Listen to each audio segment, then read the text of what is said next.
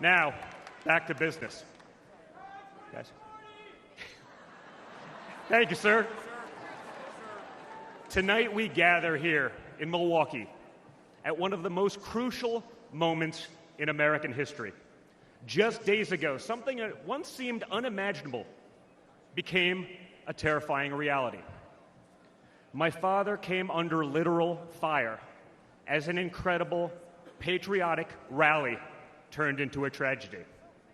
On a field in Butler, Pennsylvania, a brave firefighter died. Others were injured, and as those bullets rained down, we came millimeters away from one of the darkest moments in our nation's history. But we did lose an American hero that day. We wish that he were with us tonight, but his memory will live on forever in the hearts of his family, his community, and the nation that he loved.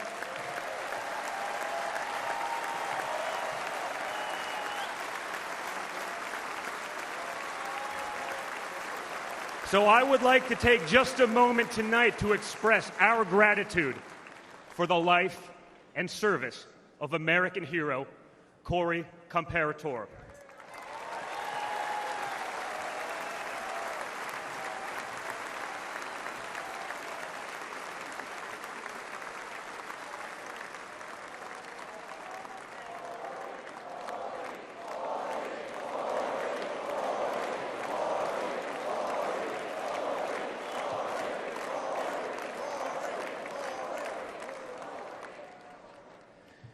They say you can't truly know how you'll respond in a moment of danger until you're actually confronted with it.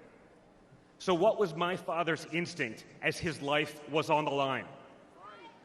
Not to cower, not to surrender, but to show for all the world to see that the next American president has the heart of a lion.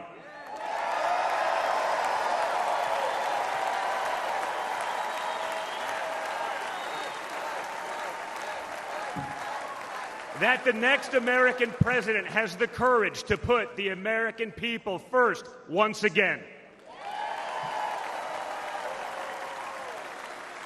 And in that moment, my father didn't just show his character. He showed America's character. When he stood up with blood on his face and the flag at his back, the world saw a spirit that could never be broken.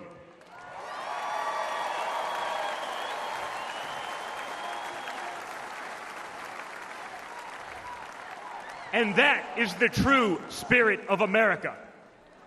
America knows what it's like to be down. We know what it's like to be confused and to be afraid. Long before the attempt on my father's life, every American I met was filled with fear and anxiety. They were afraid our country was being torn apart. They were anxious about the massive and chaotic invasion of illegal aliens across our border. They were deeply concerned about partisan lawfare, education indoctrination, and attacks on freedom of speech. Most terrifying of all, they saw that our leaders didn't care, or worse, that they joyfully aided and abetted the erosion of our rights. And the lies. Oh, yeah, the lies. We won't ever forget the lies. From left-wing politicians, from their allies in the media, when you hear them in a row, you fully understand the extent they have gone to divide this great nation.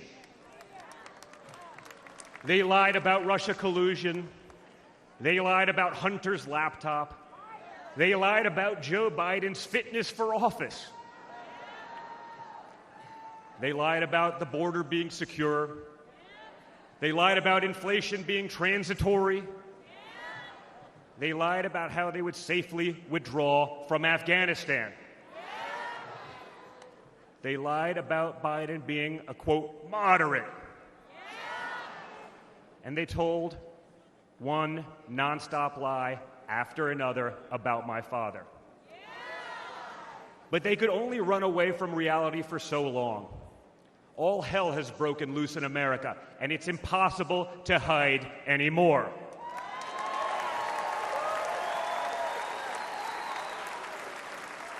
Remember Build Back Better? Instead, we got broke, bumbling Biden. Nothing is built, nothing is back, and nothing is better. Bridges are collapsing, our credibility is crumbling, and our money is worth less and less every single day. It was just one giant bait and switch, and normal Americans are the ones left holding the bag. Housing costs, gasoline prices, grocery bills just keep going up. Wave after wave of illegal aliens, deadly drugs keep pouring across our border. Meanwhile, pro-crime district attorneys have turned our cities into giant crime zones. They've turned criminals into victims, prosecutors into criminal defense attorneys, and police into public enemies. Left-wing activists are pretending to be educators, teaching our kids that there are 57 genders, but they can't even define what a woman is. On one hand, they think free speech protects their right to expose your children to explicit drag shows. On the other hand, they want to put you in jail for making a meme. It's like the entire world has been turned upside down. Does any of this sound like a country that's going in the right direction? And honestly, who is actually running the country anyway? It's obviously not Joe Biden. So who are they asking us to elect? Seriously, who's running things? Does anyone really know? Is it Jill? Is it Hunter? Barack Obama? Maybe it's the ghost of Corn Pop.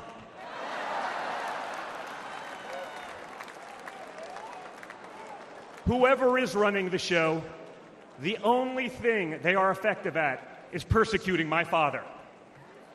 They twisted, contorted, and corrupted the criminal code to turn bookkeeping errors into felonies. They concocted new legal theories out of thin air. They imposed gag orders on my father because the last thing a defendant should be able to do is defend himself, right? They punished him for merely speaking the truth.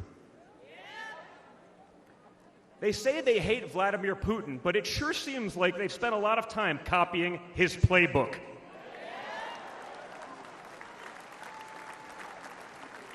In this country, we don't criminalize political differences. We debate them. We vote on them. But we don't make you choose between picking a party or picking a jail cell.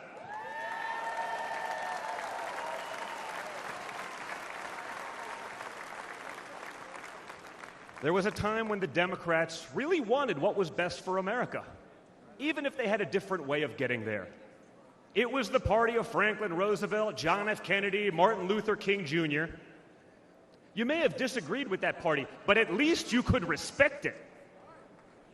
But this new extreme Democrat Party, they want us to somehow believe that the only way forward is going backwards, where hiring decisions are based solely on race, where justice is only for those with the right opinions, where streets are a luxury only for the elite, where economic opportunity exists only when you know the right people. Right now, the America we all grew up with, the America that we love, feels like an old photograph where you sit down with your children and tell them what life used to be like. You look back at that America and remember a country that was confident and proud, an America that knew who it was and what it stood for. And it could all feel like a distant memory. Somewhere along the way we stumbled. Somewhere along the way we lost ourselves. But we can't live on nostalgia. Yes, America was great, but our greatest days are yet to come.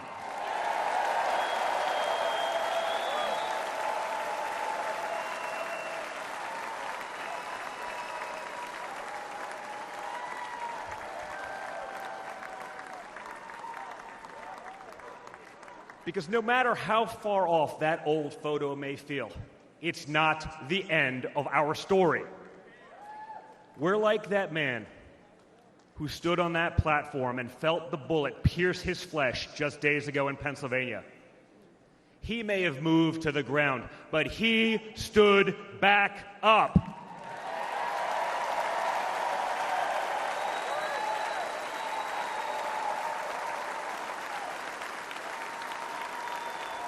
And when he did, my father raised his fist into the air. He looked out at the crowd, and what did he say?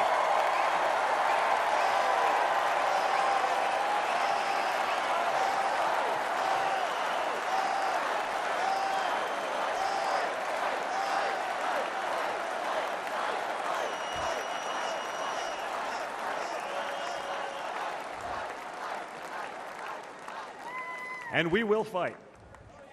We will fight. We will fight with our voices. We will fight with our ideas.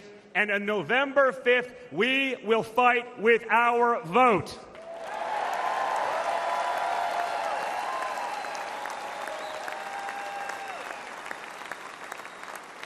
I've always been proud of him, but I've never been prouder of my father than I was in that moment. That's when the world found out that there is tough, and then there's Trump tough.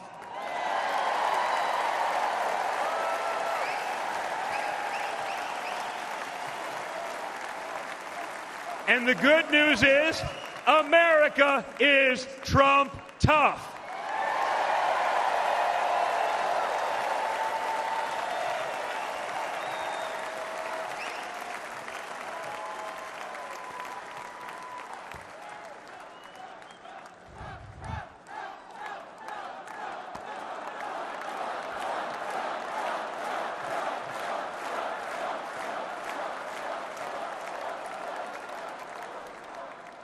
In 1912, more than a century ago, another legendary Republican president came right here to Milwaukee.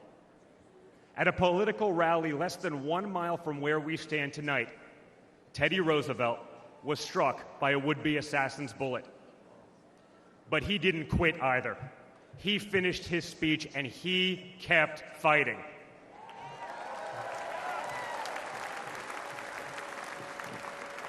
My friends, I don't believe in coincidences, but I do believe in God's plan.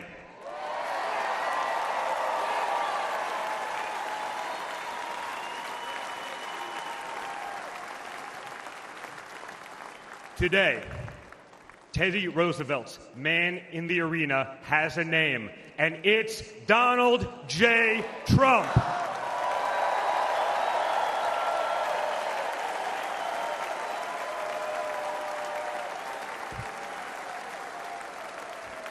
Remember, my father didn't have to run for re-election this year.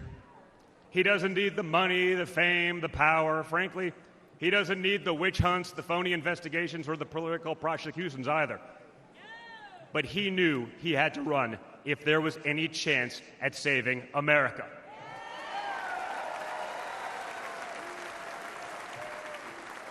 He's not doing it for himself. He's doing it for everyone here tonight, for everyone watching at home.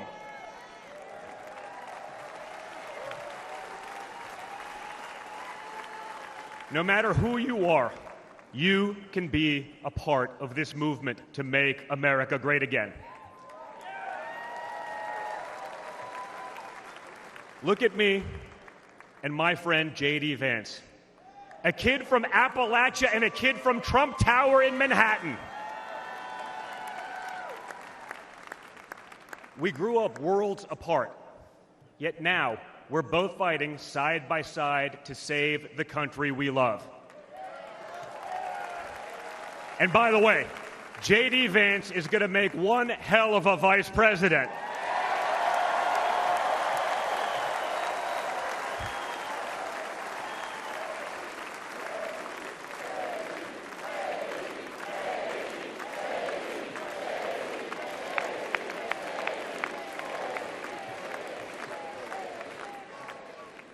For For those of you who have tuned out politics or have never even voted, I want you to know, if you're looking for a better life, a more prosperous future, a safer, more wholesome and patriotic place to call home, there's room for you in this party and in this movement.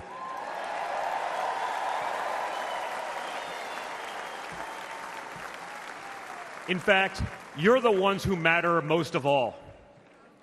My father has always said that the people he gets along with best are the people who really work for a living.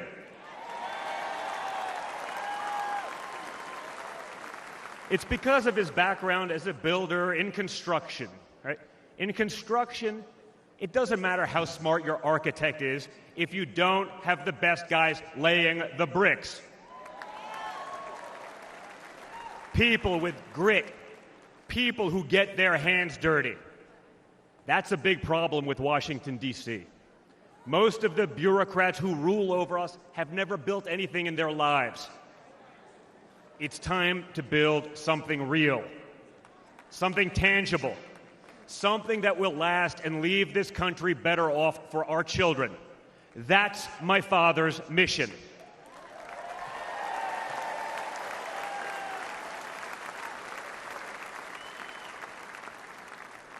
This November, we have a choice.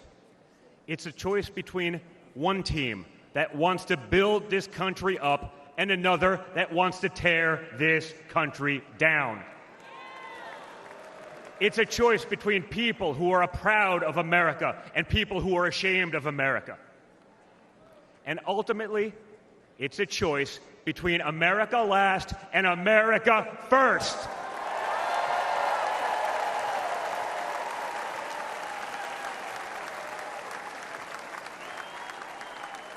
So if you love this country from the bottom of your heart, if you want to bring back common sense, if you want to save the American dream, if you want to stand up and fight for the future of our nation, you must re-elect my father, Donald J. Trump.